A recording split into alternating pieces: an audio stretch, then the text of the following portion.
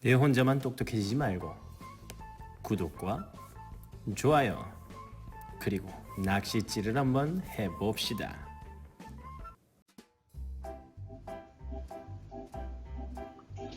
똑똑똑 정선우 선생님과 함께하는 즐겁고 재미있는 온라인 학습 시간입니다. 함께 만드는 사회, 다 함께 시작해봐요. 본 수업 자료는 자사건법 제25조 2항에 따라 외부 공개 게시가 금지됩니다. 캡처 녹화 공유는 NO. 이번 시간은 우리 국토의 인문환경 핵심 단어를 되돌아보겠습니다. 사회교과서 59쪽에서 85쪽 참고하세요. 이번 단어를 통해 우리는 정보 활용 능력과 탐구 능력을 길렀습니다. 핵심 단어를 되돌아보겠습니다. 사탕은 까먹어도 핵심 단어는 절대 까먹으면 안 되겠죠. 첫 번째, 우리나라의 인구 구성의 변화를 살펴봅시다. 교과서 59쪽에서 63쪽의 핵심 단어는 바로 인문환경이었습니다. 이 인문환경이라는 단어는 단원 전체에 걸쳐서 사용되는 핵심 단어 중에 핵심 단어였죠. 인문의 인자는 사람인, 그리고 문자는 그럴 문으로 사람이 글을 짓듯이 사람에 의해서 만들어진 환경을 인문환경이라고 합니다. 예를 들면 건물, 도로, 옷, 음식 등 눈에 보이는 것뿐만이 아니라 놀이, 그리고 사람들의 문화 등 눈에 보이지 않는 다양한 생활 양식까지 총체적인 것을 말합니다. 두 번째로는 인구라는 단어를 배웠는데요. 사람 인자에 입구자가 합쳐져서 한 나라 또는 한 지역에 사는 사람의 수를 이야기합니다. 입은 한 사람당 하나씩 가지고 있죠. 그래서 입을 헤아리면 그 지역에 사는 사람의 수를 헤아릴 수가 있습니다. 세 번째 단어는 인구 구성인데요. 인구라는 단어와 얼다, 구, 그리고 이룰 성자가 합쳐져서 우리나라 총 인구에서 어떤 기준에 해당하는 인구가 얼마를 차지하는지를 나타내는 것이 바로 인구 구성입니다. 이 어떤 기준은 여러 가지가 있겠지만 우리 교과서에서는 연령, 즉 나이를 기준으로 다양한 인구 구성을 살펴보았습니다. 다음으로 우리나라의 인구 분포의 특징을 알아보았는데요. 교과서 64쪽에서 66쪽입니다.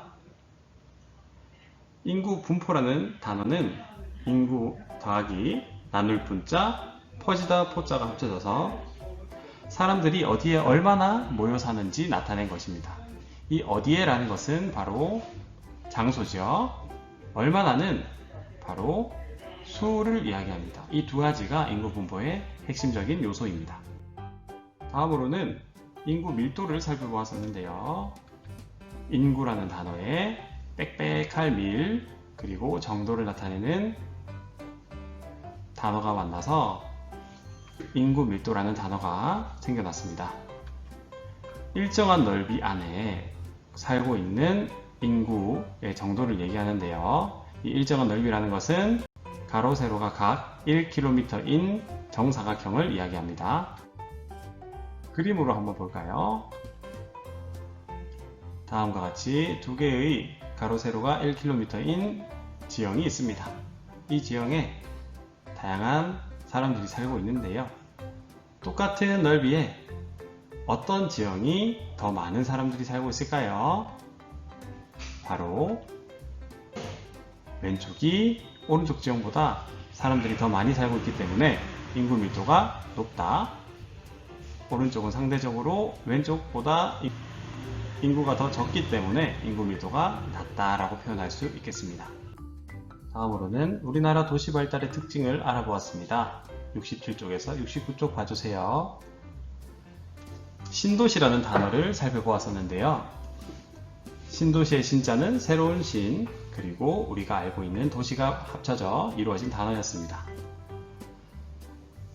원래부터 있던 도시가 아니라 계획적으로 새로 개발된 도시를 말하고요.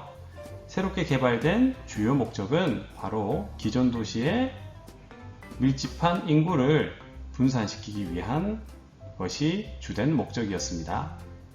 이 외에도 행정적인 분산 그리고 산업적인 분산이 있었죠.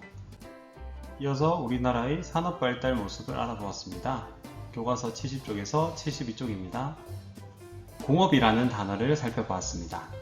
공업은 솜씨 또는 기술 공자의 일업자를 합친 것으로 어떤 원료를 기술을 접목시켜서 물건이나 상품으로 만드는 활동을 공업이라고 했습니다. 두 번째 단어는 중화학인데요. 중화학의 중은 무겁다라는 뜻을 가지고 있고요. 화학은 여러 가지 물질을 합쳐서 새로운 물질로 만드는 것을 의미합니다.